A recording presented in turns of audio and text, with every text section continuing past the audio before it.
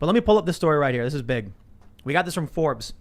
New York's largest healthcare provider fires 1,400 employees who refuse to get vaccinated. Can I just say that firing healthcare employees during a pandemic sounds like not a good idea? Huh.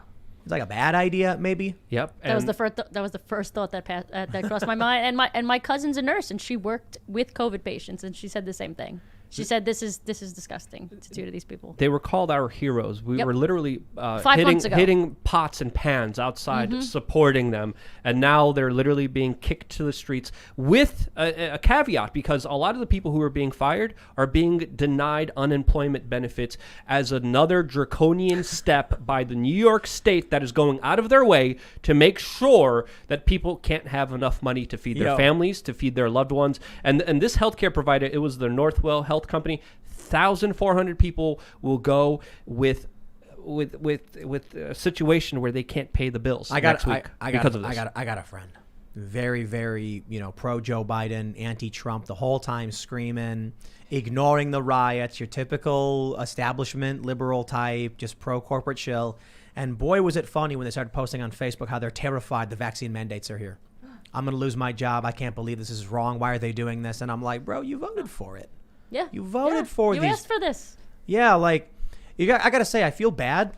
And I also want to laugh at the same time. I'm like, to see the cathartic release of like, everything you were saying was a lie. I told you it was a lie. And now here you are, frantic.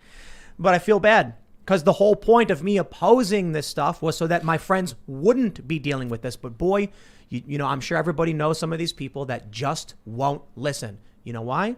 Because the demoralization is complete, as Yuri Bezmenov said. You can show them the true and correct, authentic information, and they will not accept it. Another thing to really consider here is that these are medical professionals on the front lines. These are the people that helped cure people with COVID. These are the people administering the vaccine. These are the people that were literally on the front lines. If there's any experience that these people have, if there's any thoughts that these people have, we should be listening to them. We should have a conversation with them. We should not throw them to the streets. And that's exactly what New York State is doing in a two-tier society that is now here. And it's disgusting to see our, heroes, medical workers that are volunteering, many times working overtime, helping people in their worst states, now being thrown to the streets. Well, that being said, I wonder how many of these people who got fired were dancing in the hallways and, that kind of stuff. Probably not these people in particular, but at the same time, look, there's a lot of criticism to go around for a lot of these people too, who went out from their New York health, care facilities, went out in the street clapping and cheering for Black Lives Matter and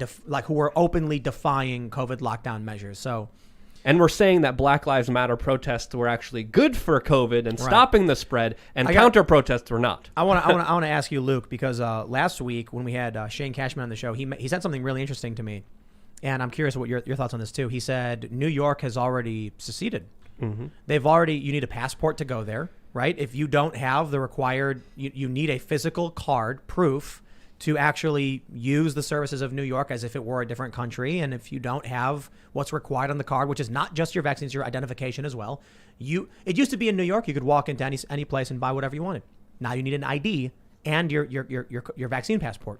So he was like, they've implemented rules already that have basically excised half the population from being able to go there. That's like soft seeding as it is. Exactly. It's a different society that plays by different rules. Compare New York to Florida. New York, Florida, the case numbers dropped, according to some estimates, even 95%. And when you go to Florida, the restaurants are open, stadiums are open, schools are open. There's no restrictions. There's no lockdowns. There's no two-tier society. There's no papers, please, everywhere you go.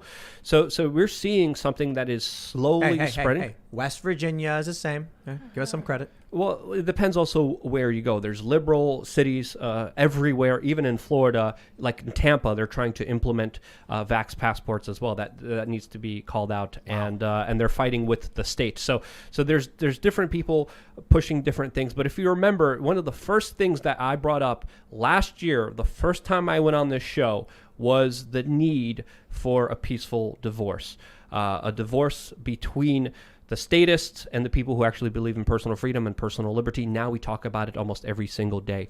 Well, but let's. You were saying that in New York, you're not even noticing any of these things, right? No. But I agree with what you say, and I want to comment on that because I was with my friend Sarah, who served in the Army for 5 years and then came out as transgender, and now she's living her best life as a woman. She said it the best. We were traveling from Nashville, which was super liberal, to North Carolina, which was more conservative, and we saw the differences just from driving from state to state. And the way she explained it was really well put. She's like, you know what, at this point, I don't care about California anymore. If they want socialism, let them have it, because I don't live there. That's the way she put it. I mean, they voted for it. I don't live there. Yeah. She's like, we tried to explain to them that this isn't going to work. It's never worked.